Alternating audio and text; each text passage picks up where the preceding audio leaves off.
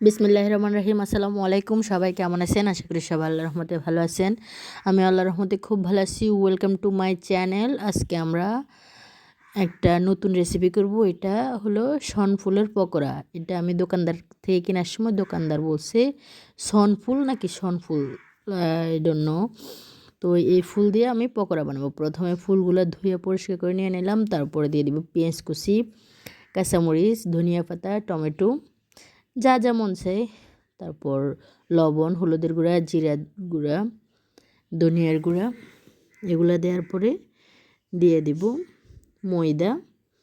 সবগুলো দিয়ে খুব সুন্দর করে মিক্স করে পানি দিয়ে একটা পকোড়া বানানোর জন্য যেই পরিমাণ পানি দিতে হবে ওই পরিমাণ পানি দিয়ে একটা মিক্স তৈরি করে নিতে হবে। আমাদের মিক্সটা তৈরি করা হয়ে গেছে। এখন আমরা চুলাতে একটা ফ্রাই প্যান বসাই দিলাম। তারপর দিয়ে দিব তেল। তারপর তেলটা গরম হয়ে গেলে এক এক করে পকোড়াগুলো দিয়ে দিব।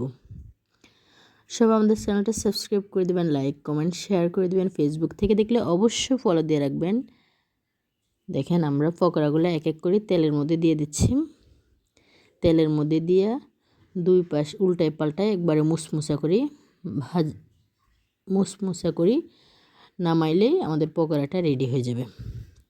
আপনারা এটা বিকেলের নাস্তা হিসেবে খেতে পারেন, খেতে খুবই মজা।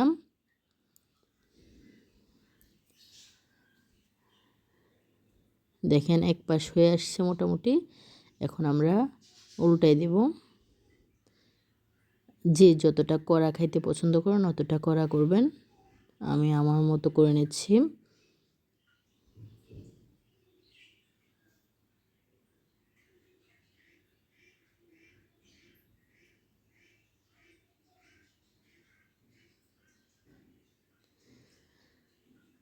সবাই আমাদের চ্যানেলটা অবশ্যই অবশ্যই সাবস্ক্রাইব করবেন, লাইক কমেন্ট শেয়ার করবেন।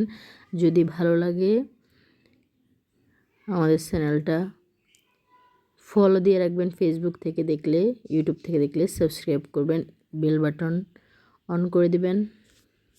দেখেন পকোড়াগুলো এক এক করে উল্টায় পাল্টায় ভেজে নিচ্ছি।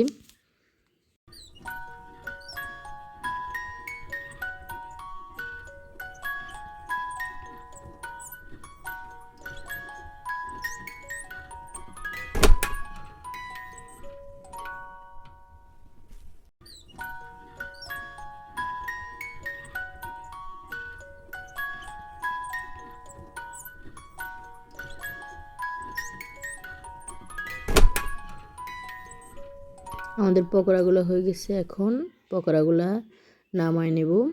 দেখেন খুব সুন্দর কালার হয়েছে। সবাই ভালো থাকবেন, পরবর্তী ভিডিওর জন্য অপেক্ষা থাকবেন। আসসালামু আলাইকুম।